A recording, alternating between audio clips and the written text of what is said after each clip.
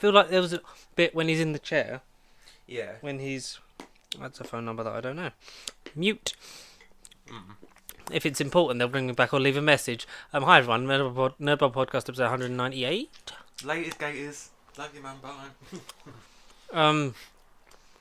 We should probably talk about Moon Knight at some point this week. Like, we're going to round it up next week because episode 6, the final episode, is out next Wednesday. Yeah. We are seeing Doctor Strange. This is a really chewy chocolate. We're seeing Doctor Strange chewing on a Freddo. And yes, it costs £65.70 each. My God. Inflation. Inflation. Doctor Strange and the Multiverse of Madness comes out Thursday the 5th of May. We are both going to see it. I'm going At at 6 o'clock in the morning to the IMAX screen, just because I got a busy weekend. So we're recording next week's episode on Thursday, by which we'll have seen Moon Knight. We'll have seen Doctor Strange. We'll do a big thing about the whole series and that. We'll talk about it a bit this week. But there's sort of make up for the lost amount of titles we've had for the last 3 or 4 weeks, and we haven't mentioned a sodding word of it yet so far. Exactly, and we'll do other news thingy bits, and maybe Connor will talk about a really boring film that he saw in the cinema. I don't know. Well, we'll see how we go. But how have you been, big man? Just surviving, just waiting till the next week, just waiting for the universe to collide. The multiverse, if you will. One small step for mankind, one big step for mutant kind, maybe? It seems that way. Mutant If kind. certain trailers are to be believed. But shall we get into that? We'll get into the Marvel stuff after, and then lead into a little bit of Moon Knight. But we'll talk about because, God, there's so much shit on my phone. So much shit. You've got some. I've got everywhere. I don't. I do screenshot them. Then I send them a lot to people, and then think, yes, I've sent them. I can get rid of it. Yeah. I'll try because I do like even the shit ones. So it's like let's get some relevancy. Have you seen? So this is a thing on Netflix. This is a series. Rowan Atkinson's doing. No, what is Mr. Bean up to? He's doing Man vs. Bee. Okay. Oh. On June 24th on Netflix. Okay. It's a series. Man versus Bee. Is it gonna Man versus food parody? I don't know. I don't actually know. But yeah, I just thought that was weird because I saw that. So that's like one of the weird things I fucking saw. This is another one. So in light of the unbearable weight of massive talent. Yes. Nicolas Cage has obviously been just like living his best life and looking more and more like Steven Seagal every fucking passing second of the day. True, that's a good comparison. But not as much of an asshole. So Nick Cage just said, and when you say it, you're like, yeah, that's a Nick Cage move, but also I'd really like to see it. Nick Cage said that he would love to be in a Muppet movie. Okay. I think Kermit and I can be best friends, and I've always had a crush on Miss Piggy. Like, this is a genuine quote from Nick Cage, and considering we haven't had a Muppet movie since 2014's Muppets Most Wanted. Most Wanted, I want to say. Yeah, which had I think Ricky that's the one I saw Gervais cinema, in I it. think. Yeah, I think I saw that one.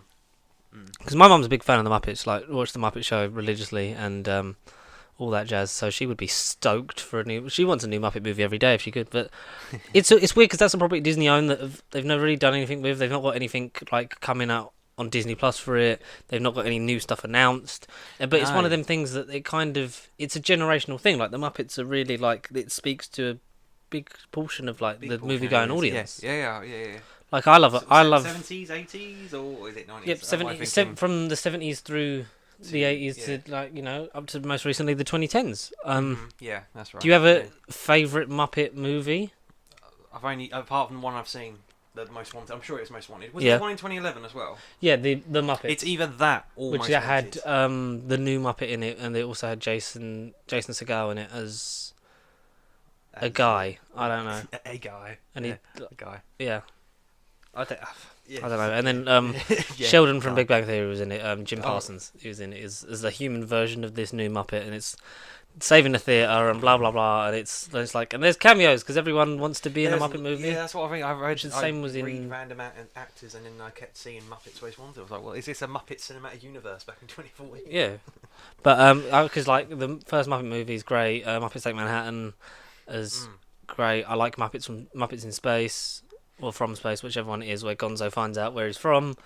That's pretty cool. Muppets Christmas Carol goes without saying, just because Michael Caine's fucking fabulous. What else? That's Alfred the Muppet. What else? What else? The Muppets? Oh, fucking no. But yeah, the Muppets. A Nick Cage movie with Muppets. Yes, fucking please. Is your mum a fan of Nick Cage? Would she be ecstatic, or would she? I mean, just I be don't like, think she'd "God, say no no." to a Nick Cage Muppet extravaganza. Like, The Muppets. is he live action Kermit the Frog? Peggy. Why is it Jeff Goldblum? Who would you play alongside Nick Cage then? What? Which Muppet or which actor? A bit of both. If he's crushing on Miss Piggy to make the chemistry believable. Fozzie Bear and Nick Cage in a buddy cop road trip movie to rediscover the true meaning. to reconnect with his long lost brother Jeff Goldblum. I don't fucking know. History and popular culture. Where is it? That sounds like a movie I'd watch.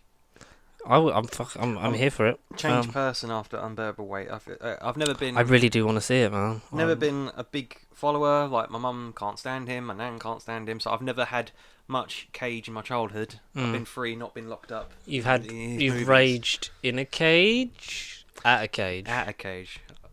But then because of Unbearable Weight, I feel like I broke through the cage. I've got a newfound respect and appreciation for that man. Yeah. Have you checked out any of his other work since?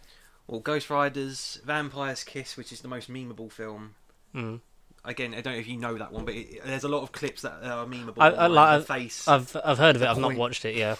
No, it's a terrible film. Wicker Man. He makes it great. Not yet, but not the bees. The bees. Ghost Riders are quite like. I like Spirit of Vengeance is fucking sick. Yeah, I like the second one. It just goes like. I know it's not as popular as the first, but yeah, I think the second one's a good time. Like it just goes. This is what we're about. Let's just fucking go hell for leather for this thing. I do really enjoy it. Yeah. Muppet Movie, Great Muppet Caper, Muppets Take Manhattan, Muppet Christmas Carol, Muppet Treasure Island, Muppets from Space, The Muppets, Muppets Most Wanted. So not as many as I thought there would be. So 79, 81, 84, 92, 96, 99, 2011, 2014.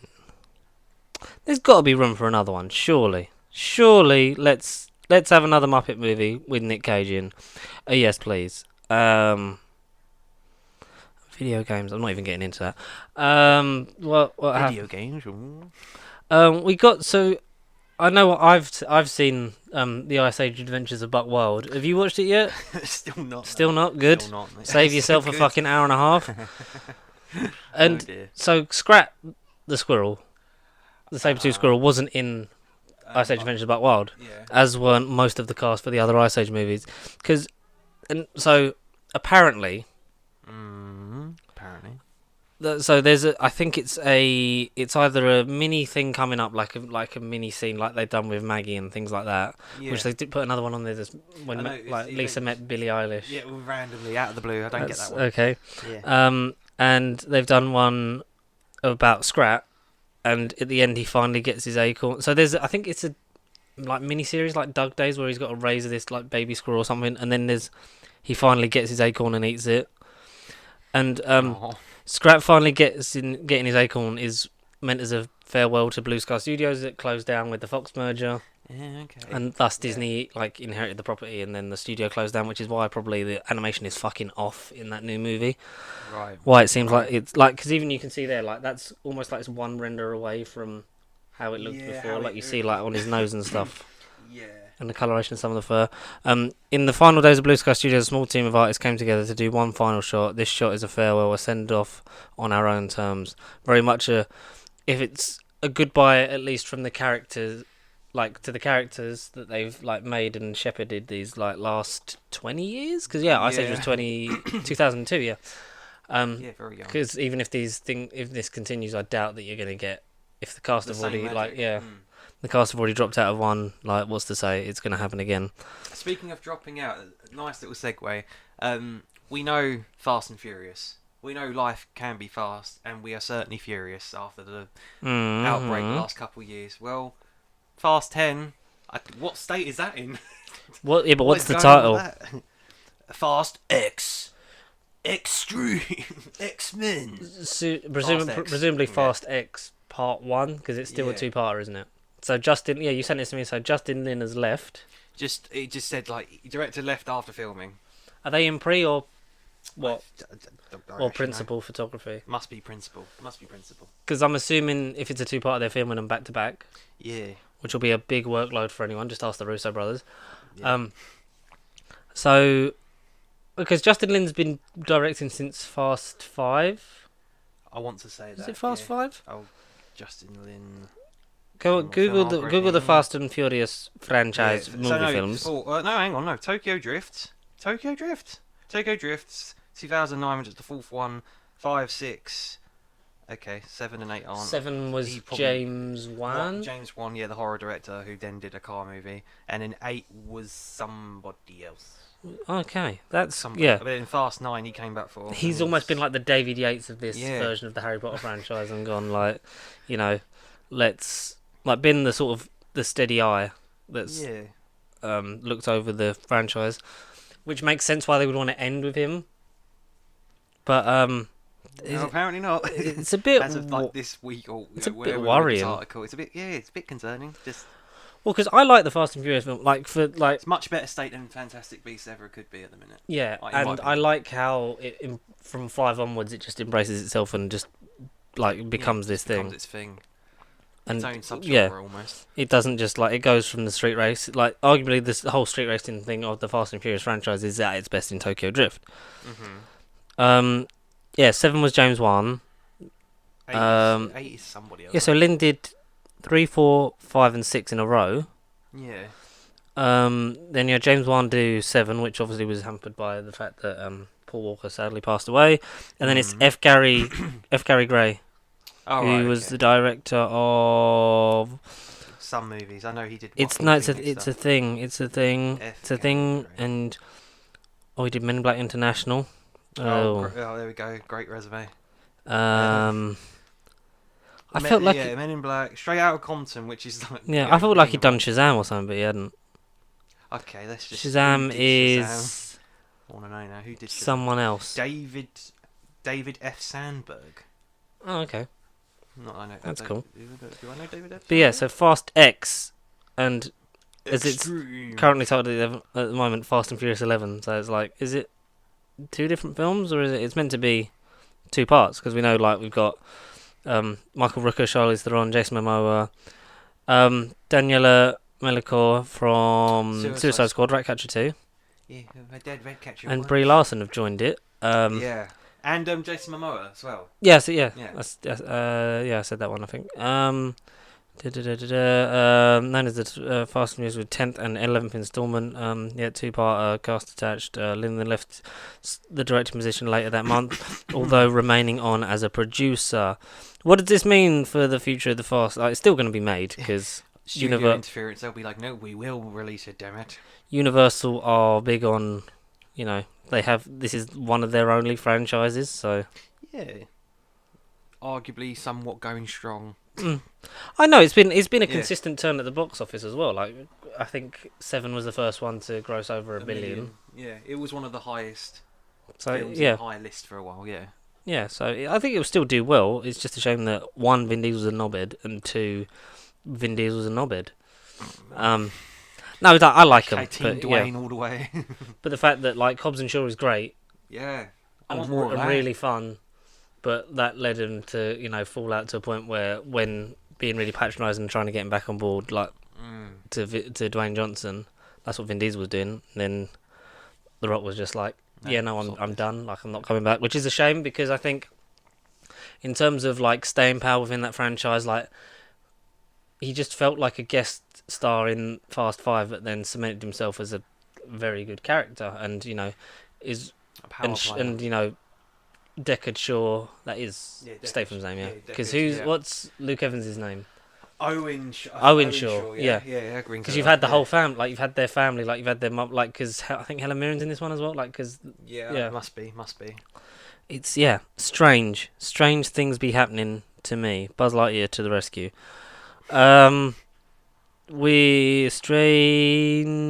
Talk about strange things, like so Lightyear is a movie based in the Toy Story universe, which we've debated about for a long time. Yeah, quite a bit. Yeah. it's been said, it's been quoted as the movie that Andy saw that changed his life. This is Andy's Star Wars. So, and then Yeah. the interpretation is like it got it got a spin-off TV series which was Buzz Lightyear: A Star Command, A Star Command, yeah. like a cartoon thing, and then the That's toys. not on Just, Disney Plus, is it? That's not on there. I'm sure it isn't. I don't think so because there was the feature-long pilot episode, Yeah. which in Was which a Buzz movie. is voiced by Tim Allen, which is a DVD extra on Toy Story 2, the original one. I don't know if it's on the Blu-ray. The Adventure Begins. So that Yeah. must be it. Yeah.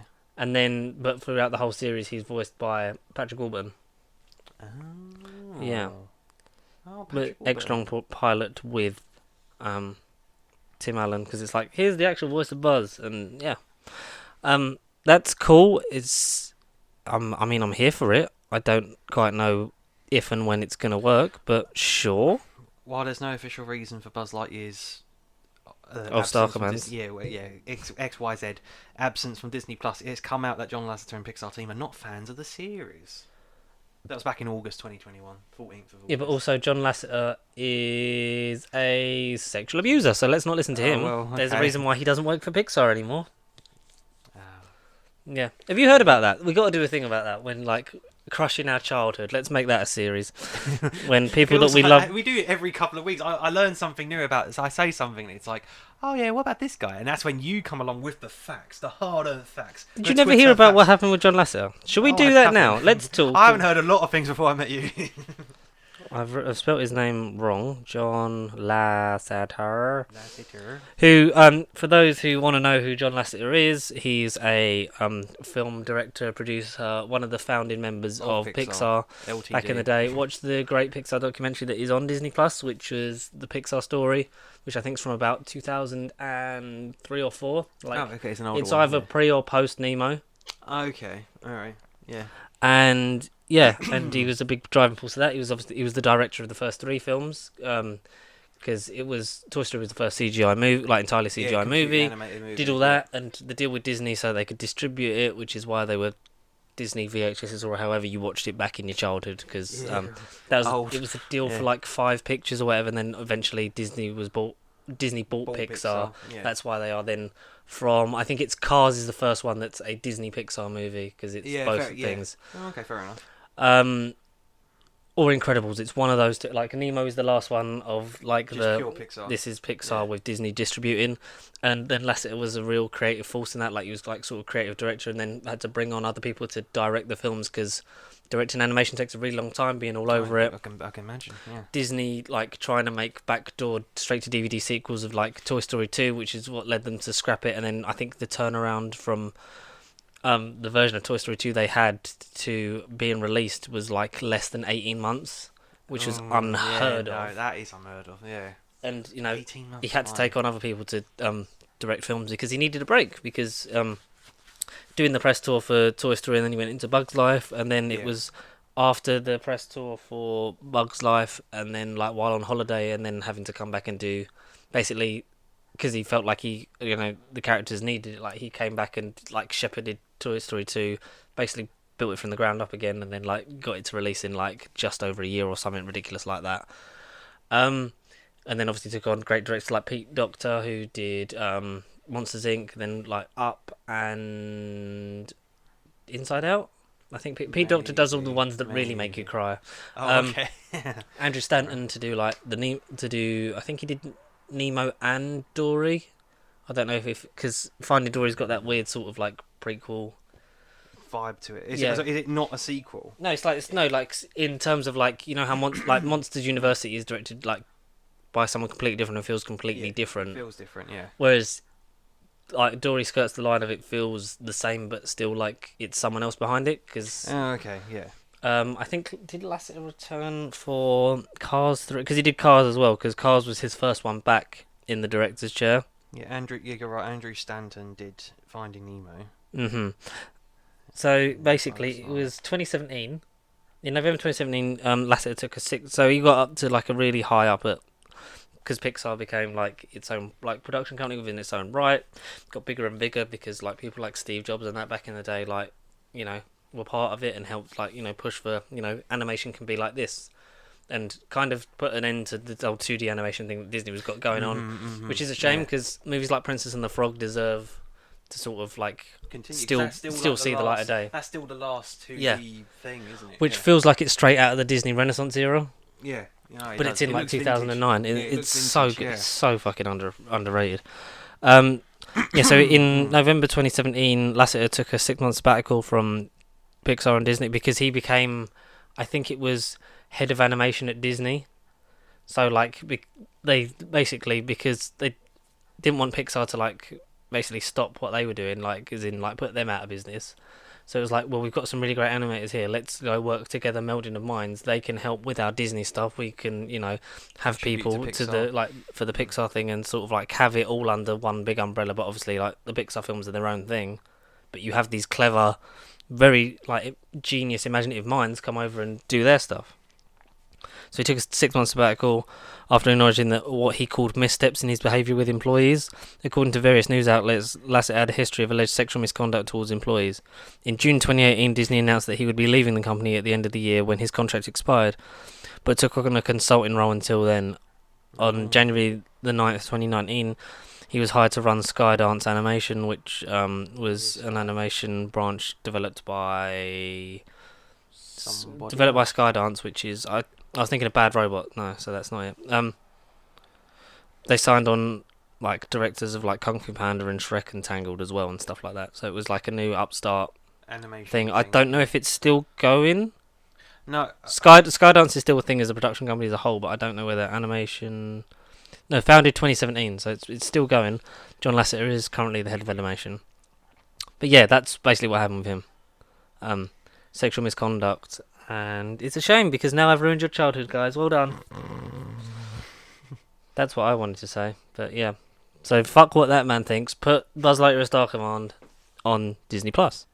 but you bring up Skydance out of the blue. Skydance New Media, back in October 2021, announced a planned collaboration with Marvel Entertainment for an action-adventure game. That's all I know. Oh, okay.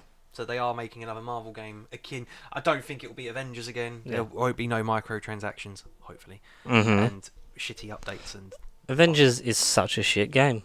with no fucking roadmap. Yet they promised us this and this and this. Yeah, Mm. But you know what we did get? more Marvel. CinemaCon. CinemaCon, which is still at the time of recording still going. It ends tomorrow. Yeah. We've had some news things come from that. Well, probably some more will drop by by the weekend. Yeah, always. The biggest one, well, not really the biggest one, but one of the biggest. So we got a new release date for Into the Spider-Verse 2. Well, Spider-Man Across the Yeah. Spider-Verse, But now which Beyond, is but it's now it was Across the Spider-Verse Part 1. It's now just Across the Spider-Verse with a third one being titled Beyond the Spider-Verse. Beyond the Spider-Verse.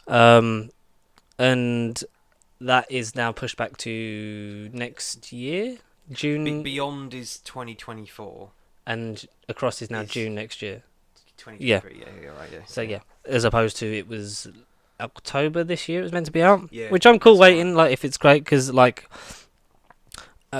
I've had different places say whether it's Across or Beyond. Like it's the largest crew ever on an animated film, takes place in 6 universes and 240 characters. I've had that come up for both films. Oh, okay.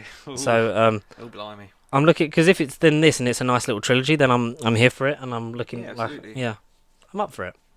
I'm up for Beyond. Beyond intrigues me because whether it was part of their plan or not part of any plans, whether it's MCU, Sony, or whoever's, but Beyond makes me think: is that gonna be the movie where they meld animation, live action? Are they gonna do like a hybrid Or like beyond the actual story? Spider? Yeah. Maybe. Yeah. And kind of cross branches and legal rights, and just be like, well, it's part of everything, guys.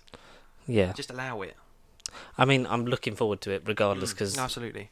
Into was fucking amazing, and The best animated film I've still seen. I yeah. think. And I'm so glad it won the award that year, because it fucking Deserved deserved it. Sony also came out with the fact that Venom 3 is in the works. Way! Oh my Knock god! knock, let the Morbius in. Is this going to be the one where they start to tie together? I think it's weird that we're gearing up for our third Venom film. That's Andy Serkis is being in talks to direct again.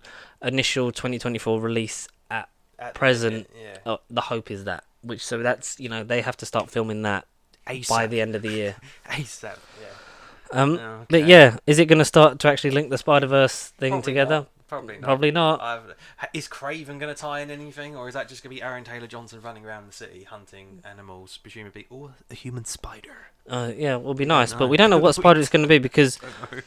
So there's a news article that's come up. Like, take it with a huge pinch of salt because MEU like posted this on Facebook and they have a lot of media outlet sites and blah blah blah blah blah. Yeah. But they had so the rumor is that Andrew Garfield doesn't want to be the Spider-Man of the Sonyverse, which is weird considering, like, if you watch the behind-the-scenes features on the Spider-Man No Way Home thing, like, he's up for... and in an interview since, like, he's up for a turn in, like, he got some closure and his story's done, but, like, at the drop of a hat he would do it, and so would Toby, so, you know.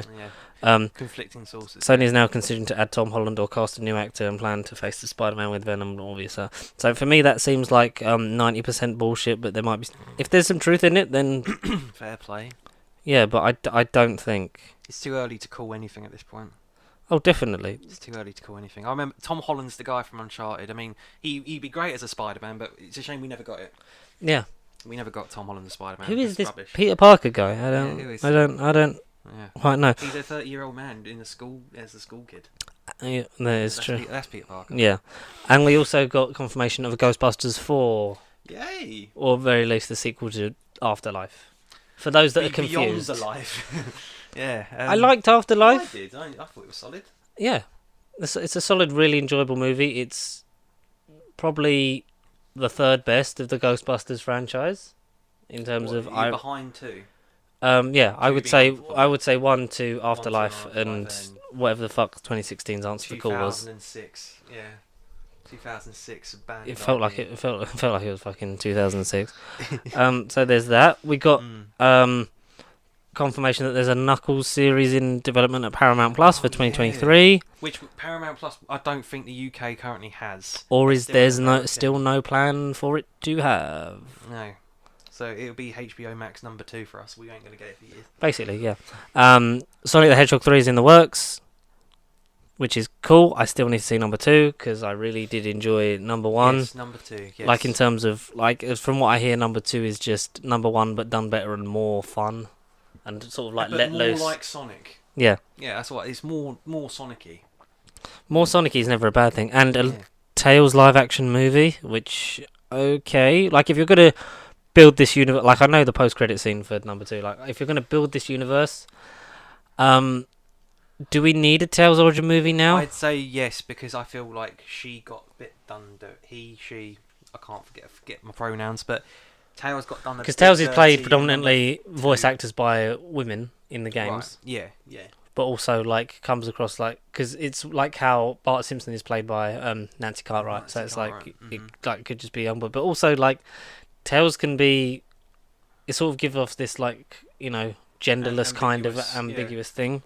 Which is cool because it doesn't matter. It's a fucking fox with 2 tails that's really smart. So. Yeah, it's a 3D animated animal. Yeah, and he flies really fast. No, they fly really fast. Tails got done a bit dirty. One of my only nitpicks about Sonic 2, it felt like she was there, Sonic Tails, because you get the scene from the post credit from the first one. You're like, oh, this is going to be the Sonic and Tails movie, and maybe Knuckles can turn up in like the third act. Sort of like the thing, just talking to the. But like Knuckles gets a lot of the screen time and is the best thing about it, and that's where I felt sorry for Tails. Your power? I felt sorry for Tails. Is Idris Elba good as Knuckles? He is amazing as Knuckles. The character's written to be hilarious. What is Idris Elba bad at? Because I don't think it's anything. No. Not Ghost Rider Spirit of Vengeance. He's really good in that. Yeah.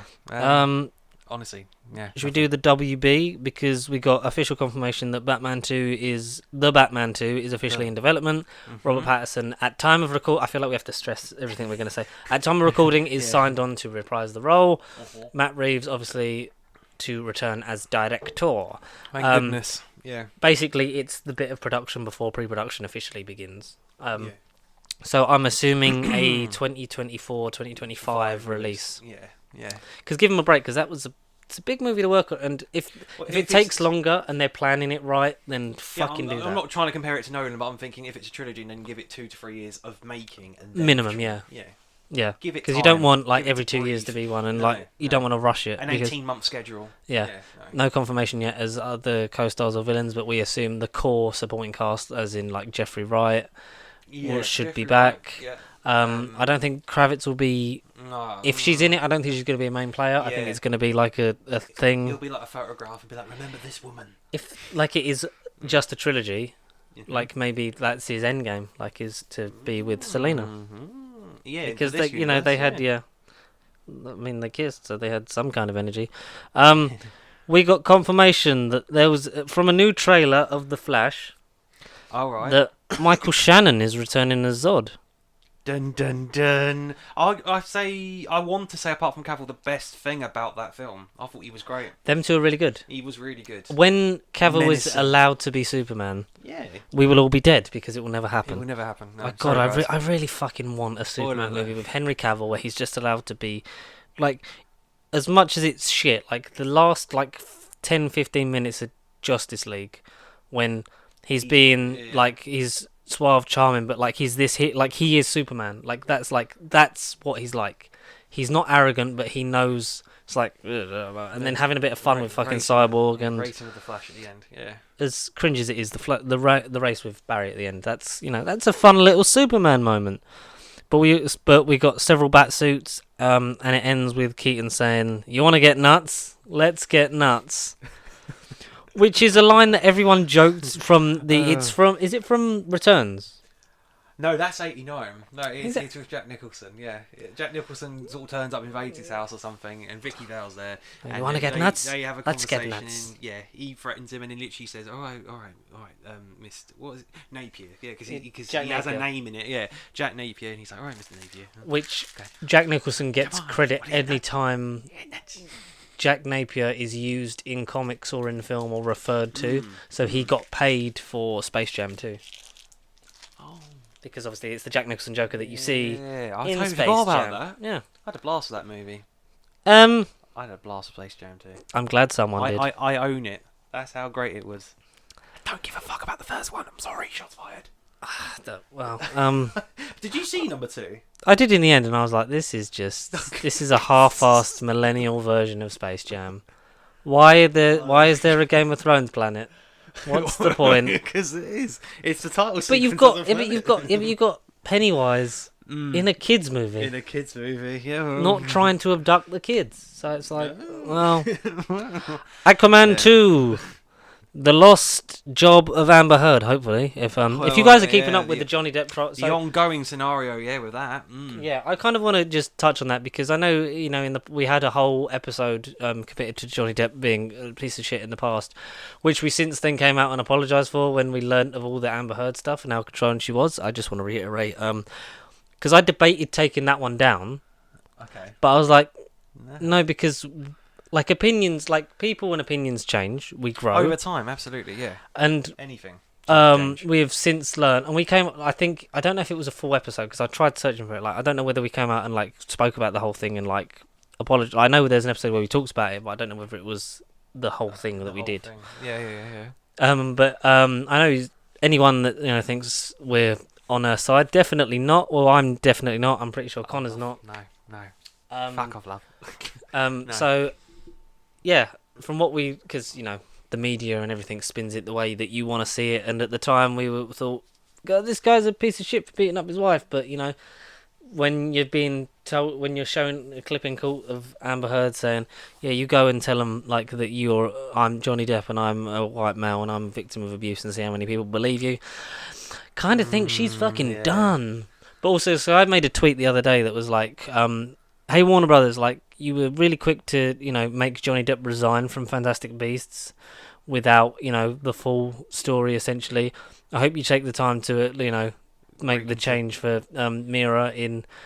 I know, since I know Michael's pointed out, because I was there back ages ago when they were doing the principal photography on Aquaman and the Lost Kingdom, and that's now due out next year, so, I think it's in post. Yeah, because there's nothing this year except Black Adam and Shazam.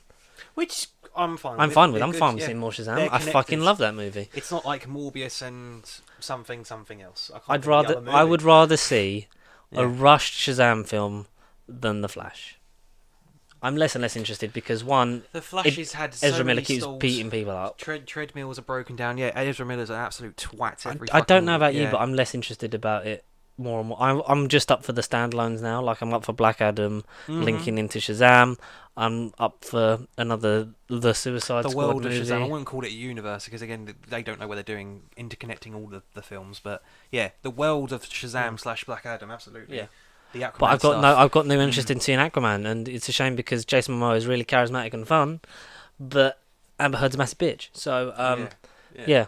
You know, there's a really interesting thread on Twitter. I think I liked it or something the other day, and it's basically like basically it's a timeline from like 2016 up to now of like her basically what she said and what she did and how she would make herself look like she'd like had this massive bruise, but then be like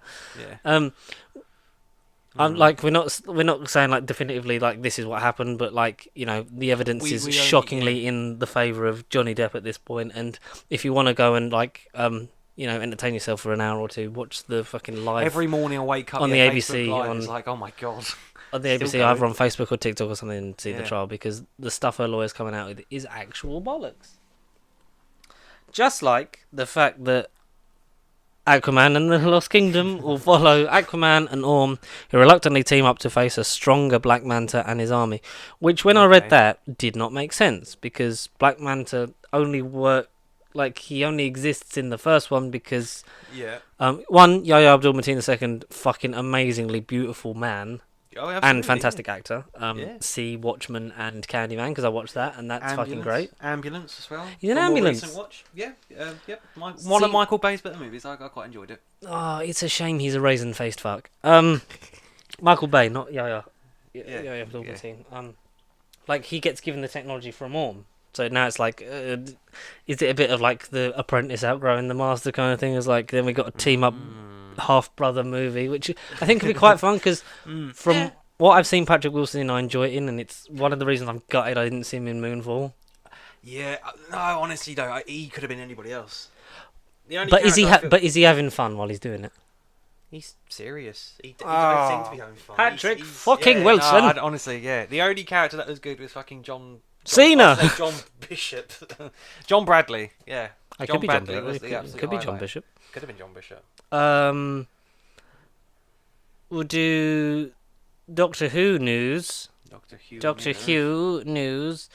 Where was it? So we got Joel Collins. I don't know if you have heard of him. Who probably not. No. Executive producer and production designer on His Dark Materials. Has been appointed as executive producer alongside Russell and Phil on RTD2 Doctor Who. Great. Oh, good. Okay, cool. Good. Have you seen His Dark Materials? I've seen about 5 episodes of season 1, and then I've just suddenly. It's very good, and it's a quick it. turnaround. And like from what we've heard of the rumors, like Russell wants to bring back the consistency in terms of like I don't care if it's shorter seasons. Yeah. But if he's getting, I think he wants to get back into the fact that it needs to be in the public consciousness for it to gain momentum and popularity. Didn't it end? I thought season 3 was the last. Season 3 was the last, yeah. So like the turnaround on that show is insane, mainly because you've got Daphne Keane. You don't want her to age out of the role between seasons. Yeah. But from what I've seen and know of Joel Collins' work, that's an exciting addition, and it's a new voice, which I think is important. It's very important because you know you're not just depending on your Russell, Julie. Nostalgia. I didn't know Phil was an executive on it, because I know that Phil and Julie are the ones that Christopher Eccleston had the most sort of problems with. That they could have dealt with stuff more in terms of what happened on and around and about the Series 1 set. And I'm glad that there's a new voice in there that's worked with Russell. It's not just going to be a thing of let's. Rinse and repeat. Yeah, because even though like it never would be because of like that's the way Russell does things, but it would be very easy for him, Julie, Jane Tranter, who's involved in it as well, who commissioned it. Like it would be very easy for them to just cut, paste, and do it again, but they're not doing it. They're not going to do that. So I'm looking forward to that. We got confirmation from what's his face? Yeah, so Ray Holman, the costume designer. Okay. Done some great costumes. So it's I don't know. Was he involved before the Jodie era? I don't know. If you could just Google that for me. What's his name? Ray Holman, Holman. So Ray Holman. he posted after the trailer at the end of Legend of the Sea Devils. Main costume design on Torchwood from Series 1 to 3 and Doctor Who in Series 5, 9, 11 and 12. He also worked on Blink and Turn Left. So we did a couple in the Moffat era and then late RTD. But then, yeah, Moffat. Yeah. Yeah. He's kind of been around. He's yeah. been around. Yeah, and then been consistently through the Jodie and Chibnall era. Posted the initial trailer for the last episode of Doctor Who that I designed. Is brief but full of lovely people. My final design for Who, but you have to wait until November, which seemingly confirms not on October, so it's almost a 59th anniversary special. God damn it! Because obviously people were just really excited that in a final episode Jodie finally gets the orange spacesuit, which has been consistent since the Tennant era. And someone said cue the Big Finish Photoshoppers working their arse off to Photoshop Chris Eccleston into it. But I love that that's a mini sort of tradition kind of thing, because it's very minimal on the costume design this year, but it's, it's an iconic. Ray Holman's done some great work. Yeah, Ray Holman has done some good work. It's an iconic image, the spacesuit in modern Doctor Who. Space.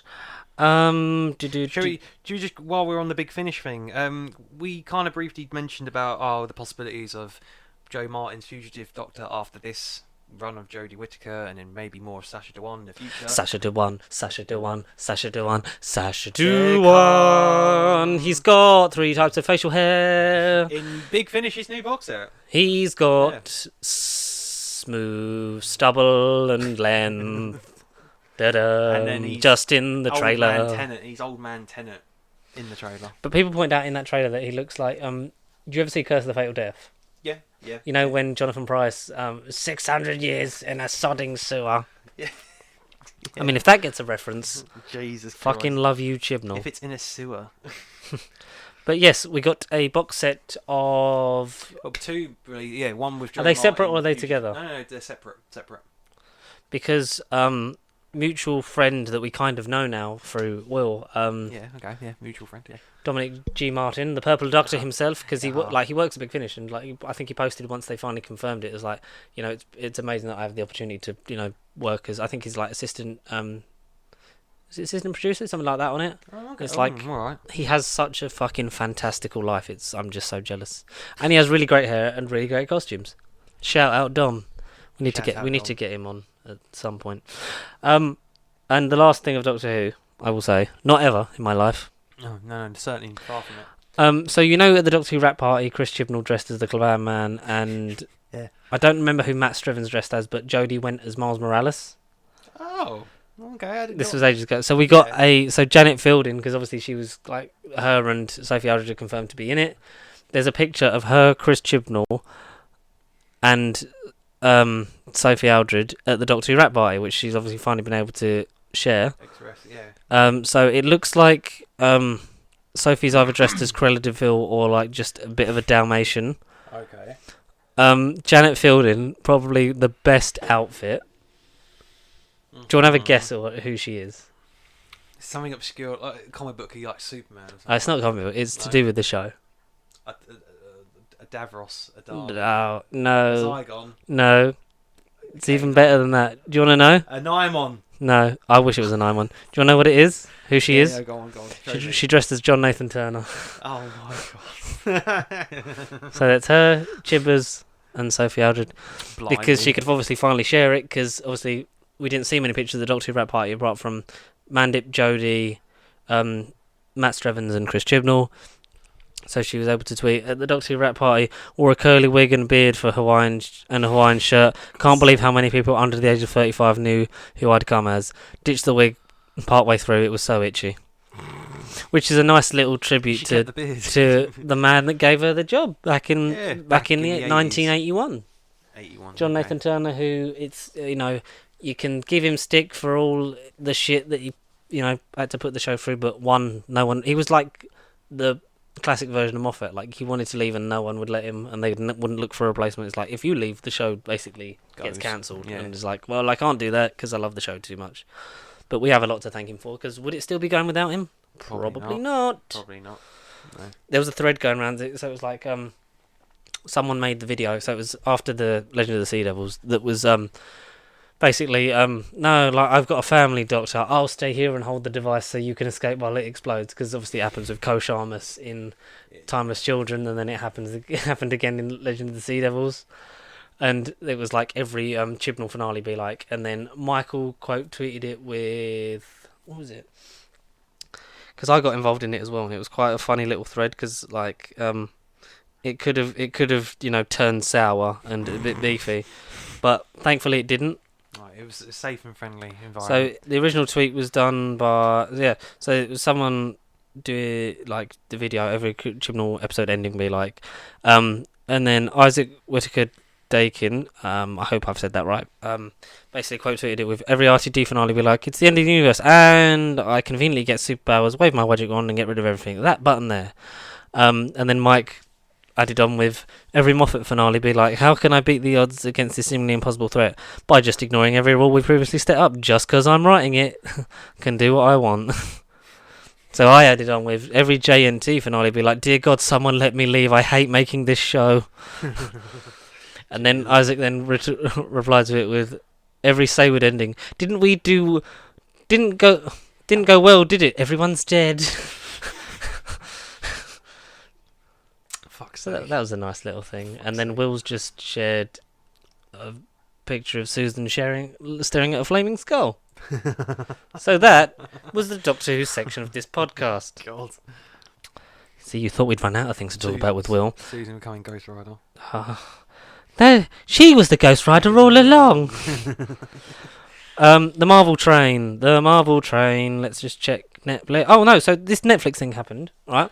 Oh, what does not happen on Netflix? Netflix lost 200,000 subscribers in Q1 of 2022. I did hear. Yeah, I've heard about that. Yeah. Expected to lose another 2 million in Q2, like up until June. It's the first time they've lost subscribers in over a decade because obviously the price is going up by it's like $11 in America. I don't know. They haven't announced the price hike over here yet. Oh, right. Okay. They were cracking down on people sharing passwords, so like you could only share it with like different devices in your household, like having it like outside would be extra or like wouldn't work at all. Like they're on the point of like about to add adverts in it as well. Yeah, ad-based tier systems and stuff. Which and the reason why we've got so many like streaming services is because Netflix. Everyone was able to learn off of Netflix making all the mistakes because Netflix make huge losses on a lot of things because they'll do something, cancel it, blah blah blah, and you obviously got to pay for the rights. They to are stream arguably the films. worst. They are arguably the worst of that. Pioneers, but they're the ones that are making all the mistakes, so that people like Disney Plus can be like, let's do this, and this. Let's not do the thing they're doing there. Refine the formula. Yeah, basically that's what it is. And Netflix will go down. It will go the way of Blockbuster if it carries on. I think because they're making changes to try and, make themselves back money with the advertising things, like not have it so like you're sharing your account with your mates and someone like 2-3 different households, like they're only paying out of one account kind of thing, but you're driving people away from a service that is relatively easy to use and has brought a lot of people different like films and TV that they might not necessarily have been able to or have chosen to watch. Yeah, exactly. And I think it's going downhill, but that's that. Just like this segue doesn't work. Sod it. Like the rumour that Rumour has it. there's a fight in Multiverse of Madness. Oh. Thank God, there's at least one. Confirmed, thank God. That Not the only confirmation we got this week, though, regarding that movie. But Wanda and Mr. Fantastic have a brief sequence that combines multiple horror elements. The conflict between the two is comparable to Doc Ock's hospital scene from Spider-Man 2. Okay. Ooh. Which is cool because that scene is fan-bloody-tastic. It's Sam Raimi as well, so the visuals are going to be on par. Oh, yes. Images are flashing through my mind. Okay. Another one is that the Magneto we will see in Doctor Strange in the Multiverse of Madness will be played by Fassbender. Yes! Even though McAvoy has confirmed, I'm not in it! I'm not in it. Stop asking me questions. Who's Doctor Strange? Doctor Strange. Well, we're going to see you next week, Patrick, because the Illuminati is confirmed in the new TV spot. Name dropped. Yeah. Did you check it or did you? Yeah, I did. I got goosebumps when it happened. I won't lie. I was like, shit. Teeny tiny full body erection is what I got. That was. It's we've been sitting up here for the last at least a year chatting about this film and reading about possible House of M and all this. No, we've not eaten in a year. We've been locked in this room. We've just been stuck, Doctor. And he was the Multiverse of Madness all along. But we now know that we weren't mad. We're not the mad ones. The Illuminati do exist. Basically in all all but confirmed confirmed the fourth dimension. before. confirmed, because at the end of the latest TV spot, Baron Mordo utters the words "Stephen Strange." The Illuminati will see you now. Yes, which is the same shot of him walking into the room, and then what presumably is the view from the Illuminati's chairs of them looking down on him, because he's a peasant boy. We should tell him the truth. So we should tell him the truth. There was it 6 chairs? Yes, but in one of them, new rock stars, whatever. I swear, in one of their videos, you could see basically where the way it's shot. You sort of lowered Stephen's head. There is a chair where his head is, so it could be a 7th chair, potentially 7th. Yeah, it was 6 without Mordo, so I think there's 7. So we're going to say Mordo, Professor X. There's the rumours of the Black Adam played by, I forget his name, from Inhumans, because the show was shit. Black Bolt. Black Bolt. That's not Ansel Elgort. Anson Mount. Anson Mount. Yeah, Ansel Elgort. Other sex offender. Let's stop talking about them this episode. Yeah. Let's not mention NC, who played Mickey Smith in Doctor Who, because he was another twat. Yeah. Them 3, Mr. Fantastic, Ewan Gruffhead. Yeah. If I'm butchering your name, it's because I'm not Welsh. I do apologise. Sorry, mate. That's... Yeah, we've said so many names. Black Bolt, Professor X, Baron Mordo, Mr. Fantastic. Namor. It's rumoured kind of in the air, that one, Namor. Possibly, but Captain Marvel... Maria Rambeau, different timeline. Yeah, because we have to. Isn't the Iron Man figure? Can we have it? And Tom Cruise Iron Man, possibly. Yeah, possibly. That rumour's died down a lot over the past month. Yeah. Which I'm kind of glad at, because either it's going to be a surprise of, because apparently there was a thing of they cut it on the reshoots, which I'm like, that's brave and bold. Because, that is Batman the Brave and the Bold right there, because that's like. Wait, Tom Cruise is Batman now. Is he taking place Patterson? I'm in love with Katie Holmes. So like, because there was a rumor that they'd done that, like cut it in the reshoots, which is ballsy because that's a Tom Cruise you're cutting out of a movie if true. Like if that comes out to be true years later, that's some fucking set of. He's in a deleted scene. Get it at the home media release. But because they, like what the rumour said was like, because it would just be a thing of, oh, that's Tom Cruise, it wouldn't be a character that you felt connected with, which is what we'd been saying all along. It would just be a nice thing of, this was the guy that was meant to play Iron Man. That's who the studio wanted, but Robert Downey Jr. was better than him. Took like a fucking 20% of the wage, and the rest is history. Yeah. I think he's in it. I think Tom Cruise is in it. I just literally think because of at least as a cameo, the novelty of having Tom Cruise in a, because we're going to see a lot of, because this has got more characters in it than Endgame and No Way Home combined. Yeah, whether that's true. A lot of them are going to be cameos. We'll get portal shots, so you see Howard the Duck. It'll be like Endgame. I don't think it'll be portal shot. No, like it will be in it. No, you know how in Guardians 2 they zip through the things and then you see different like. When they're doing all the jumps, and one of them Stanley. I think it'll be things like that of while they're falling through universes, because you see that sequence will be 20 him minutes jumping. You see him jumping through America Chavez's portal. Who has Disney are refusing to cut the scene of in Saudi for Saudi Arabian audiences of her mentioning her two mums. Yeah, which is good if they are actually going to stick it out and fight it and not get rid of it just for the sake of a wider market and possibly, more money. Well done. As well as Egypt as well. Yeah, Marvel have gone out their way to make... Okay, at the time of recording, we haven't seen episode 6, but I'd still personally say, like, my personal favourite, and if not the best Disney Plus series so far, all about Egyptian culture. Yet, they're removing it from Egypt? They're removing... Egypt have cancelled it. No, Egypt won't have it because of their reasons. Views, yeah. But still, come on, Egypt. I thought you would have at least respected Marvel, considering they've made... the best show about your country, your culture, everything regarding. Yeah, but there's there's things, there's belief system and all that stuff. No. There's always going to be differences in the world. We can never be one true king world. Yeah. So I've got some. So I'll do the small things. Anthony Mackie says Marvel finished filming Black Panther: Wakanda Forever, which is due out this November. Yeah, I don't think that's been delayed yet.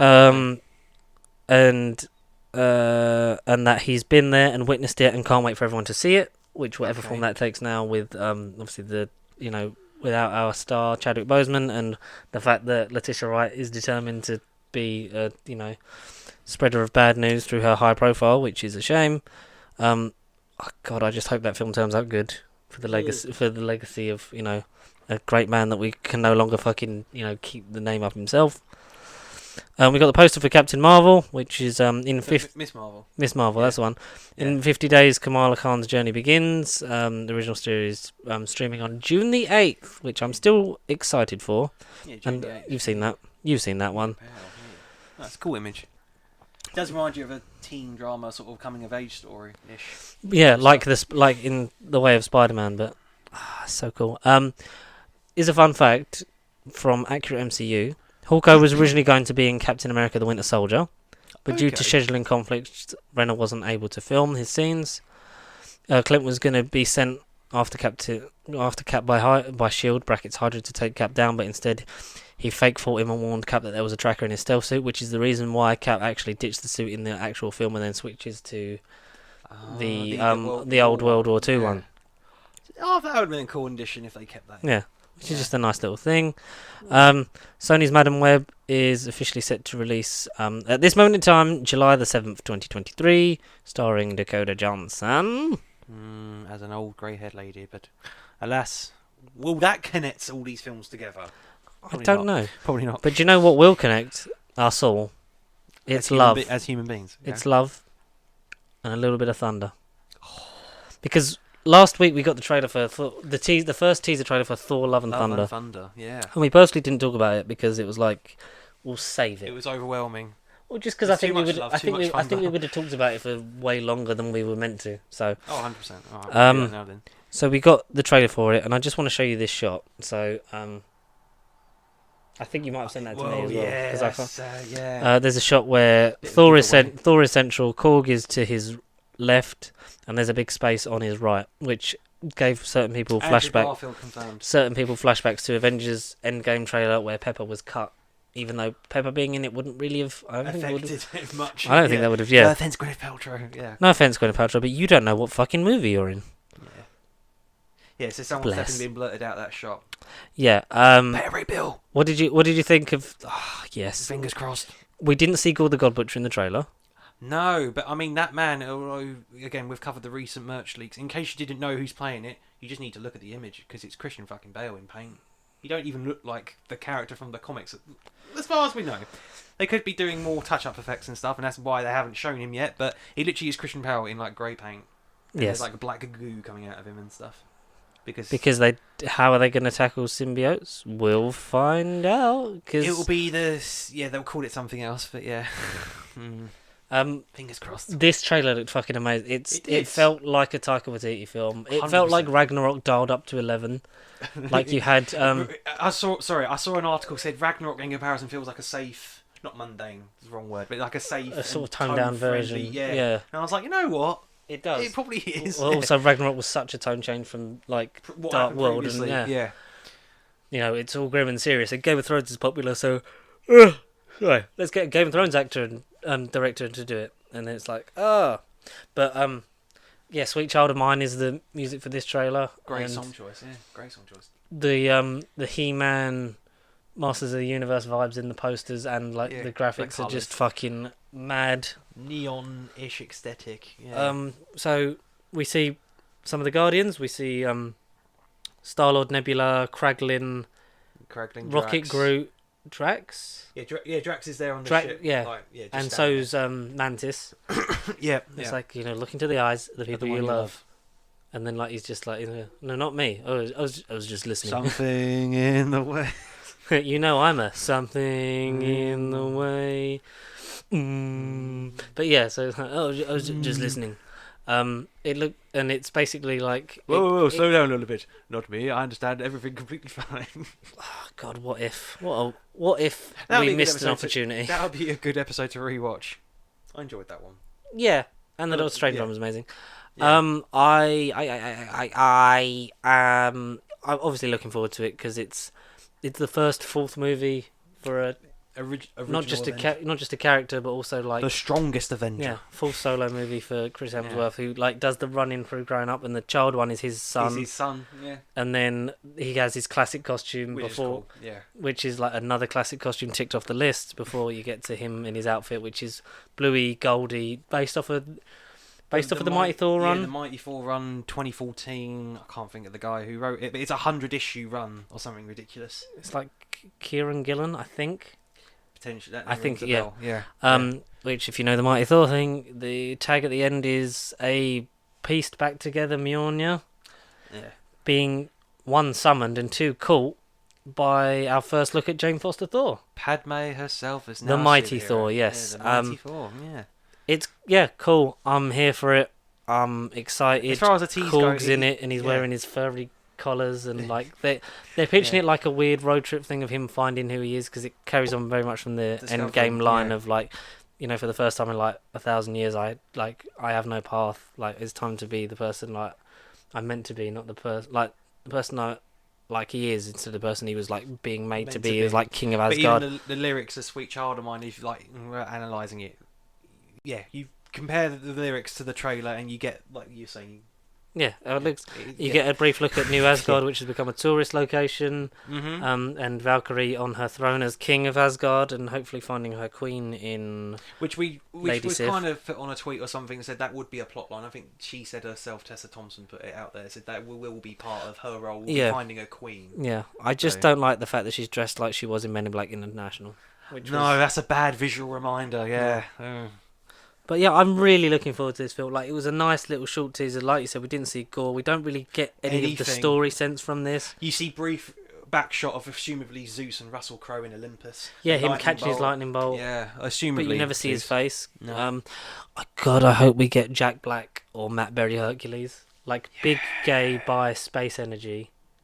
Like, because the Greeks, like, you know, they like the Greeks had sex with anyone. Like, why would the Greek gods not be the same? Like, have that all around. have that fucking insane like multi-sexual energy, and have it be someone that's not, you know, like cut to shreds. That's going to be Hercules. Have it as like a, you know, big by space uncle Hercules, Space Uncle, which I think Jack Black could do fucking amazing job at. Because the fun and the pain, because it's obviously like he like used to be this fucking grand hero that was worshipped by fucking hundreds of people. Who would you now have as Phil? Danny DeVito. Phil. I wouldn't have him in it. A Phil. Would you have a Phil there? Oh no, I would just have Hercules, like have Hercules be linked to like the Zeus stuff, because Would you have a Hades? If you're going to dip down the Hercules route, and if he's actually a Michael Cavill, who would you put as like a Hades? Who would I put as the Thor Love and Thunder hate? So Zeus is Russell Crowe. Yeah, god of all gods. Yeah. For the sake of brevity, we'll say that Jack Black is Hercules / Matt Berry, because it's the kind of energy I want. 100%. I It's see like- the visuals. Yeah. Like, can kick ass and he's powerful, but it's just because it's natural and doesn't have to be in like great shape to do it, and he's just been boozing and shagging anything and like just, you know, been having Fuck that sky high, father. if I don't like the colour of your Mjolnir, shit's gonna hit the wind. You could have Hades. You want someone that's who's it that plays him in the Disney one? James Woods. James Woods. So that kind of snivy, sort of snivelling kind of. You want a. I've got like an actor in my head. I think. Let me have a. The names are gone. You carry on talk about the trailer, and I'll pull him out. I even saw a random plot, well, not random plot line, but because Thor's sexuality has been a bit ambiguous. Like, he's not really had a real romantic interest as such, but we see him sort of smooching I thought it was an alien at first, but it was just a woman with blue hair. Like, I'm 80% sure of that. Yeah. But then on the a way pirate that ship. he looks, on a pirate ship, of course, because New Zealand energy and all that. But people were saying the way that Thor looks at Star-Lord, alright, it is a comedic, funny shot of, oh look, you look into the eyes of the ones you love. People have kind of read into that and gone, oh my god, Thor could be LGBT supported, he could be gay, like he could be confirming his sexuality, which I could see that potentially be, if he's on this spiritual journey to find oneself and to get back to who he wants to be and who he should be as a man, not just as a superhero. But yeah, I see them, considering it's Phase 4 and a lot of it has been sort of sexual orientations and different community appealings. I feel like it could go down that path a bit more. Alright, I think I've got him. You got the guy for Hades, yeah? What would you say to if he's not MODOK, Jim Carrey? Jim Carrey is oh my god. Because in that same, I think he would fit the vibe. weird, the Matt Berry Jack Black dynamic we're going for, the Jim Carrey, the seriousness of Russell Crowe as Zeus, but it's still like big a space opera fun comedy shiz. Someone like that, Jeff Goldblum, who's playing him in the live action Disney movie, would have been great. But obviously, Grandmaster, that would have, just sort of like this. Feel the heat. You need someone just like really like sort of skinny, like Ray Fiennes maybe. But then like he's kind of done playing villains, so it is a weird one. break rank Daniel Craig. I don't know. Cavill Novak as a last resort. Cavill Novak. All right, who would you cast Cavill Novak as in the MCU? Laszlo. Nandor. No, do you know who I would cast him as? Straight off the bat, No. Beta Ray Bill. As a voice or him? Motion capture and voice. Okay, yeah. Because to be honest, it's a comic page. I don't know how Beta Ray Bill supposedly sounds like. I don't know how he sounds. But he has a normal voice, like he has a humanish like sounding voice. He's like a weird space horse thing. Space horse voice. God. Magic hammer. Yeah, chosen one becomes 4 at some point. Oh god, yeah. Cavill Novak. That's Beta Ray Bill. And he's worked with Taika before. That's what I mean. It's a small universe for them. Yeah. And if anyone's going to cast Matt Berry as Hercules, it's going to be Taika Waititi. But what about Natasha Demetriou? Would you put her as a god? Who? Or like just as a Athena. small thing? Yeah, fuck it. Yeah. Athena. Okay. Athena. If you're going to just like do it as a god, or like she could have been she could have made a great Hela. Yeah, like if it wasn't for Kate Blanchett. He was also very good in it. Who else in the Marvel Universe could Natasha Demetriou play? You know, we know we're getting Matt Damon, Melissa McCarthy as female Hela. We know we're getting the play, like the fake Thor, fake Loki, and fake Hela. Like we know that's a thing. If it was going beyond the Thor dynamic and we were going to get like a rendition of the Avengers, I think Natasha would have been a fake good Scarlet Johansson Black Widow. Yeah. Just for that scene. But she does the voice from What You Do in the Shadows the whole time. For the whole movie. Yeah, that's what I mean. Yeah. Can you imagine? Oh, I'd fucking... Honestly... Did I tell you I finished it as well? Yeah, you did. You told me you finished it, I finished it, yeah. What did you think of What We Do in the Shadows season? Did you hear when he plays the Toast of London theme tune? Yes. And he's like, fuck! Dun, dun, dun. Oh. Yeah, no, I'll talk about that when we're done with Thunder, but yeah, those last 4 episodes were fucking all over the place. Thor Love and Thunder this July. After the next movie after Doctor Strange, thank God. And then a nice little gap and we can enjoy Black Panther. But yeah, so What We Do in the Shadows. Talk to me about season 3. I do think it's the best season. Yeah, I think that to the mic, bro. I do. Yeah, I'll talk over here. Yeah. No, I do think. I know you just want to look into my eyes, but we need the. No, I think it's the best season. I don't know. Every episode just made me chuckle. I sort of had a break because I did series 1, then first half of 2, sort of quite spontaneously. Mm-hmm. Had a small gap. Finished season 2 maybe 2 or 3 weeks back, and then. Just started series 3 and it was just like, yeah, no, I can't turn it off now. I need to just power through it. Did you like watching the Cloak of Duplication thing in full? Again, yeah. Smile for the camera. Like, here's a collection of pornography. I was like, fuck. Unhand me, you fucking great. How does Nandor work this ape of a body? Fuck you. Fucking swear at me. And the Colin Robinson thing. Where Colin Robinson dies.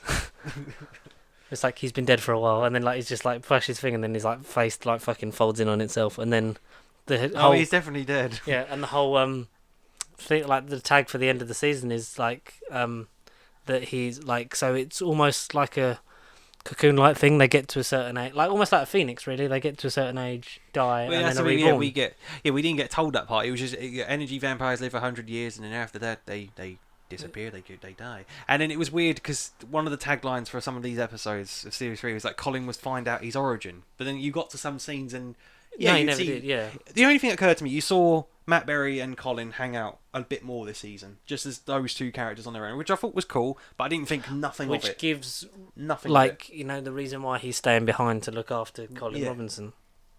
Yeah, again, it just went over my head until said moment happens, and I thought, "Fuck." Yeah, it's a nice tag. How much I actually cared. Yeah, it was just like bloody hell. And I like as well, in the last one, they removed him from the title sequence. Like, in all the photos, it's like, it was, it's so good. It's like, but yeah, Colin Robinson will age up and be back. at some point. Like, we don't know how energy vampires age. Might be 2 minutes. Yeah. It might literally be 2 minutes later. He's like, oh, he's back. But then that's a nice gimmick now that it's like, so every 100 years, like, he just... That's why he doesn't remember, because it's like he just starts again. It's Baby Groot, but as a vampire. Yeah. I really enjoy... I really love What We Do in the Shadows. Just as much as I love Moon Knight. The other love of my life, Moon Knight. So we're gonna fucking deep dive on the whole show as a whole next week. It's literally a two-hander next week. So get your questions in about Moon Knight, and if you see Doctor Strange in time, but there will be heavy fucking spoilers. Yeah, you ain't got no chance. Yeah, if you can basically see it as early as I am Thursday morning, then email us before we record it on Thursday afternoon. Then be my guest. We'll be Wanderers of the fourth, even fifth dimension. Then. So Oscar Isaac is Stephen Grant / Mark Spector / presumably Jake Lockley at some point, but that's a story for another time. Yeah, exactly. Who is that, you wonder? That's a good question. We ain't telling you. So we get like some of the stuff from the trailer, like the whole switching thing's done really well. Oh, brilliantly, yeah. Even in this episode, Ethan Hawke's great. Yeah. As the show's gone on, you learn more and more, and they're getting into the whole thing of, is he just clinically insane? And none of this is actually happening? Yeah. Because now we don't actually know. Like, was this just a Kevin Feige script? Yeah. Because you get to the point at the pull at the end of episode 4. Spoilers, but it's over a week old, so it's fine. That he wakes up in an asylum, and like all the things that start to make sense of like what he was seeing or talking about are like there, and you're like, was this all in his head? But then you've got more. This week it was like, I don't know which reality I'm in. I don't know where's what. Because it was the medication.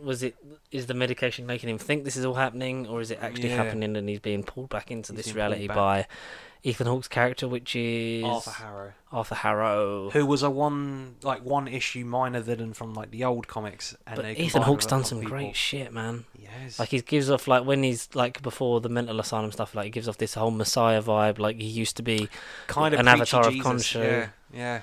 But he basically is. But again, he raises questions about Khonshu. Would you say Khonshu's a good man? Am I a good man? Am I a good man, Khonshu? Am I a good man, Khonshu? Am I a good Egyptian deity? Harrow, if he's a villain, great, because he raises doubts about our own... Literally here, you need the power of Khonshu, my friend. I need the power of concentration. Concentration. Khonshu's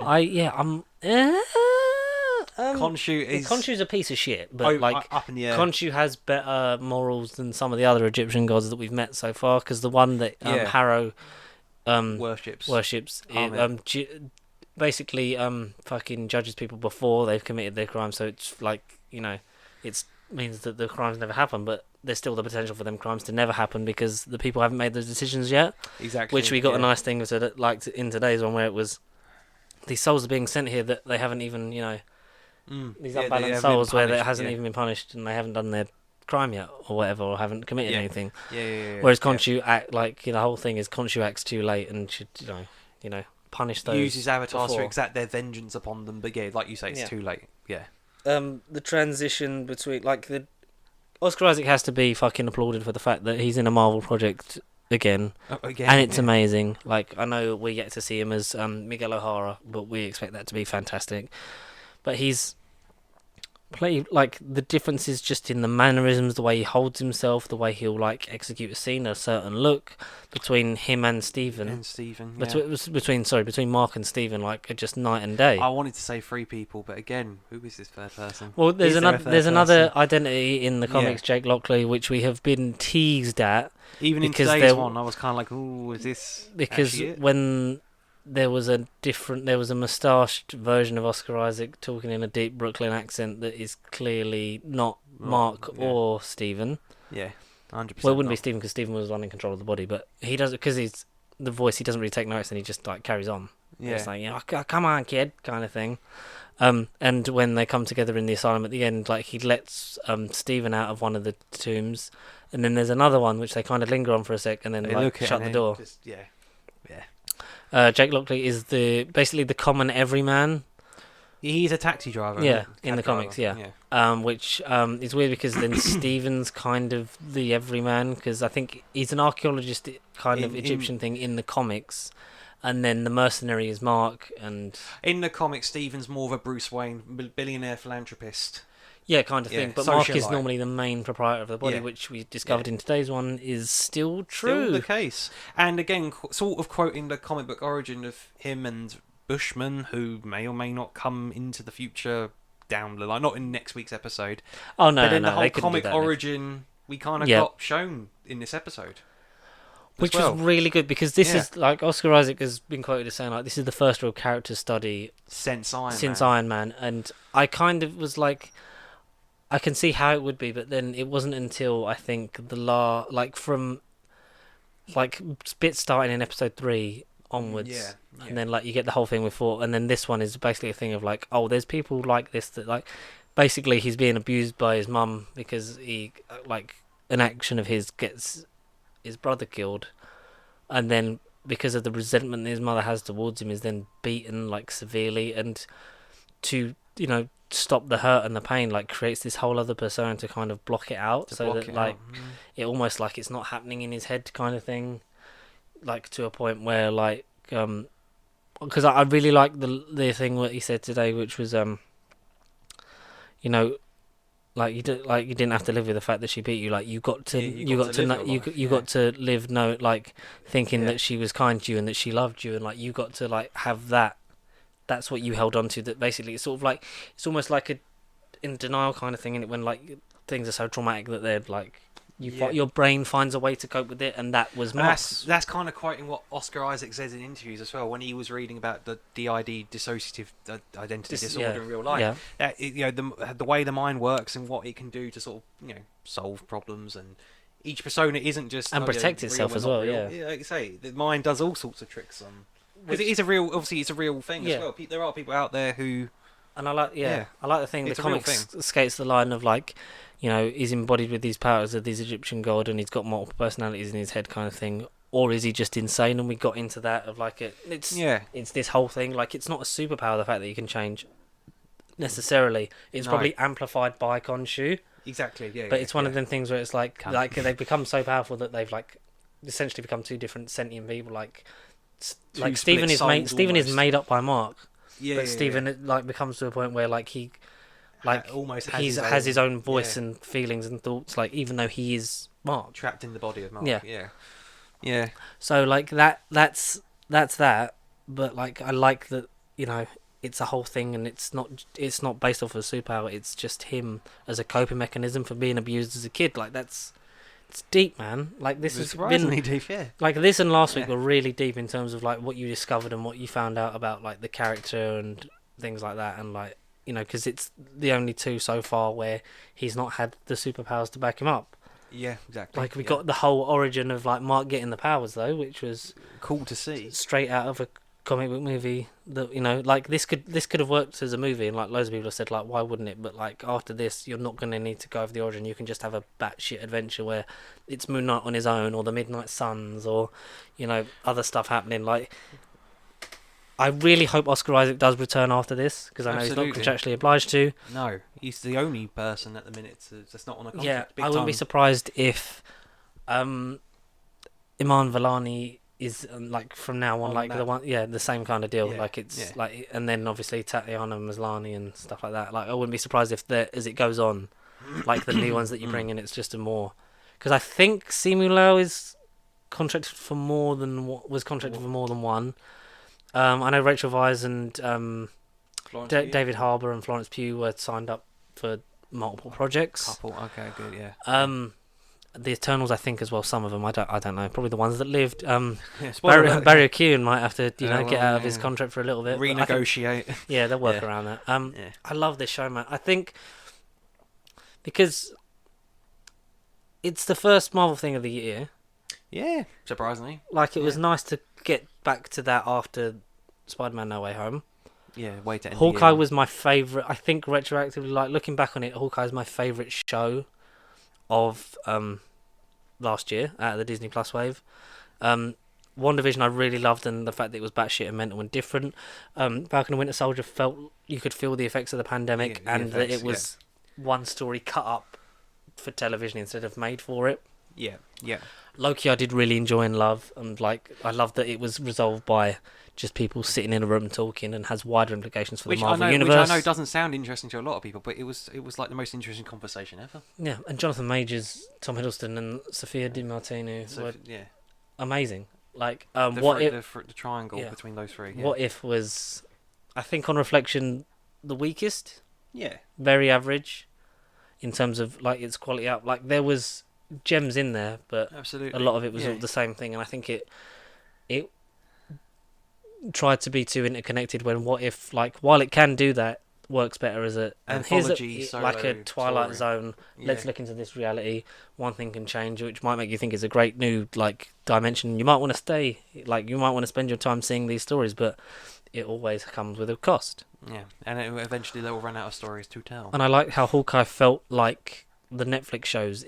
For some obvious and for some not so obvious reasons. Like in terms of its style, its choreography, like its fight choreography, but at the heart of it, its story and its acting and its writing, I think, was just a lot of people more grounded, down to earth, kind of adult oriented without crossing that threshold. Which is like it's the first one that Lara since WandaVision, because I think episode 1 of Falcon and Winter Soldier, like she watched and was like, this feels like a movie. Like I kind of need to watch this all as one. One go. Which she's got a lot of time off now, so she'll get around to doing that. Loki as well. Like it was just kind of a thing of.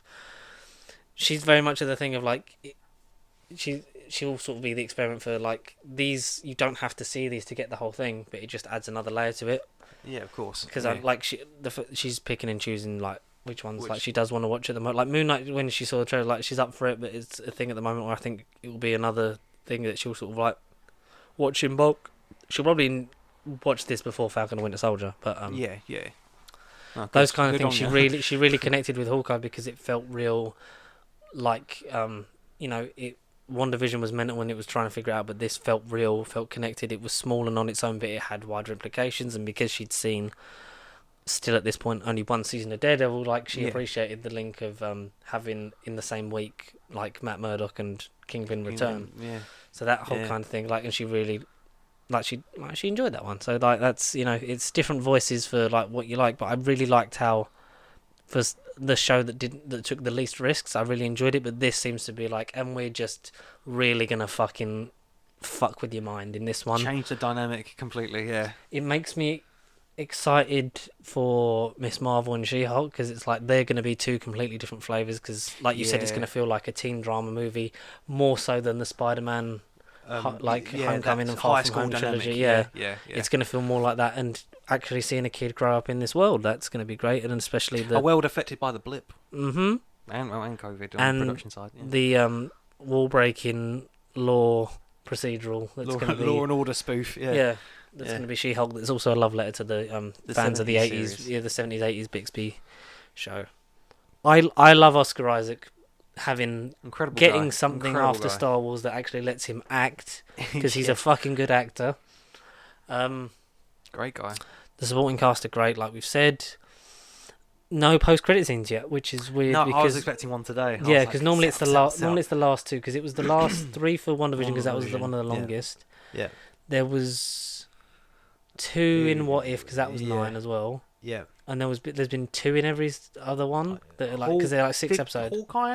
Hawkeye had. I feel like Hawkeye had at least one in the finale. It must have had. We'll have to like Google that and come back. But Loki had 2. Yeah, because you had the confirmation of season 2 at the end of. And then episode 4 where you thought so and so died, and then he woke up in. Oh, so you had 3 then, because that was episode 4 that happened. Yeah. What was episode 5's one then? I don't think we got one. Tom Hiddleston's penis. I don't know. Yeah, whatever. But yeah, so.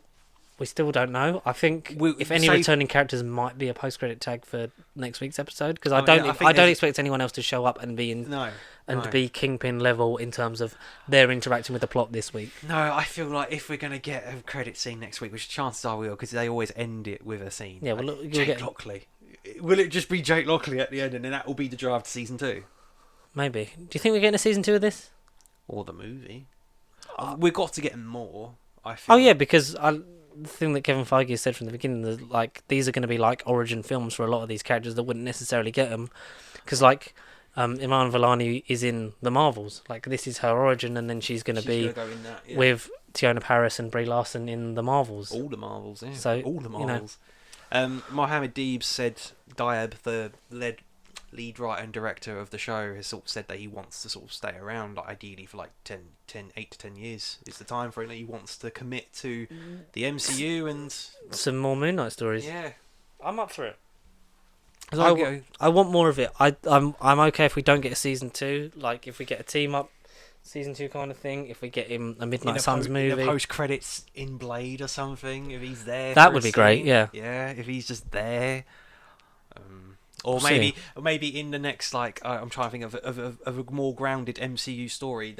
There's a scene where they get a taxi. You don't see the driver, but you hear Oscar Isaac's voice as Jake Lockley driving them to Fantastic the location. Four. Maybe just a random cameo like that. You could just have him as a taxi driver. Maybe That's Jake. Maybe. But I don't know. we have to wait and see. Next week we will go fully into the and Moon Knight. review the whole thing. Yeah. Because it'd be nice for us to just sort of catch up on news this week. Because we had a big specialist topic last week that we just dived into. We haven't really been able to kind of cover these things, and we've got an episode next week where we kind of just because the next 3 that we're recording we don't know, because we are almost at D-Day where the child should be here. D-Day, yeah. And the fact that me and Connor are off for a consecutive number of days next week, we will be reviving the rebondage format. Rebondage. So we're recording 2 for the Roger Moore era, and I think we're going to have to do On Her Majesty's Secret Service because we didn't include it in the we should have done it in order, and just like broken it up into it. But because of Sean Connery's passing, we focused predominantly on the Sean Connery films. Yeah. So because Roger Moore has 7 and there's one George Lazenby one, we will do.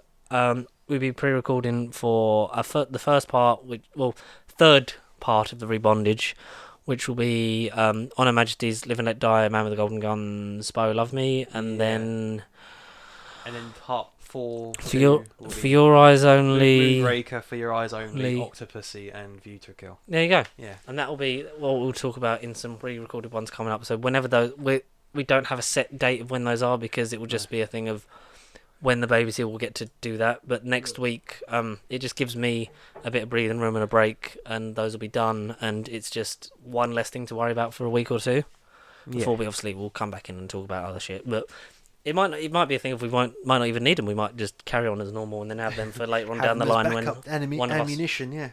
Yeah, because it has been a year and a half since we did. Because we did the Sean Connery ones were back to back. It was back at your old place. Back at your place. So that was 2020 back end of, wasn't it? Yeah. Yeah. So about a year and a half ago. Wow. Jesus. So we'll get back into them, and eventually we'll carry that on and do Dalton to Brosnan to Craig, and then hopefully by the time we eventually wrap it up, whether it's in like 6 months' time or another, we do Roger Moore, and then something happens and we have a gap. We'll know the next Bond. We'll have a release date for the next Bond. We'll know the title. Maybe. But we're talking Doctor Strange next week. If you want to get your thoughts in for Moon Knight in full, or get a question about Doctor Strange in time, you have until Thursday afternoon about between like 2-3 o'clock ish. We'll aim for 2 or 3 o'clock because you're seeing at 11. So that should get you out by 2ish. Yeah, adverts say 20 past 11 start. Yeah, sort of that time. Yeah. So we'll aim for like sort of a similar time to we did. So like 3 o'clock ish. By then, if you see it that day, you have the time to talk about it. I'm seeing it fucking stupid o'clock, but it'll be fresh in my brain, and then I'll probably end up falling asleep and forgetting all about it. Who knows? But you want to get them in or talk about Moon Knight in full, you can send your emails to. I was going to put my email. nerdbiblecontact@gmail.com. And you can follow us at Pacey Shoot across Facebook, Twitter, and Instagram throughout the week, and get in contact with us that way by comments, other such paraphernalia. Please don't forget to like, comment, subscribe, share if you've not done so already. It really does help boost us up a bit with more stuff. I know we regularly say that more stuff is coming, but it generally is. It's time. Like it's literally at this point, it's just timing. Yeah, because anything can happen, just like Hulk Thanos snap. I am Iron Man. We are content. Yeah, we're literally on the precipice of doing that kind of stuff, and it's really annoying. Like I know it's literally just been this for a while, but we are so close. That's nearly done. I need to get another thing of that. So we're literally just, and obviously, you know, once the child is here and I'm off for a little bit, I can actually focus on some stuff once you know definitively how life for a is couple of going, weeks, once you know and then life we is can gonna go. settle back into the routine. But please bear with. Will we do a Moon Knight watch along? I don't know. At this moment in time, unknown. But definitely for Ms. Marvel. Yeah. But we'll see you guys for Doctor Strange next week. And we'll see Patrick Stewart there. Well, because he's definitely in it. It's confirmed. And he's going to watch it. He works there. Who is Doctor Would you like large popcorn? Pepsi Max. Why do I sound like Tom Baker?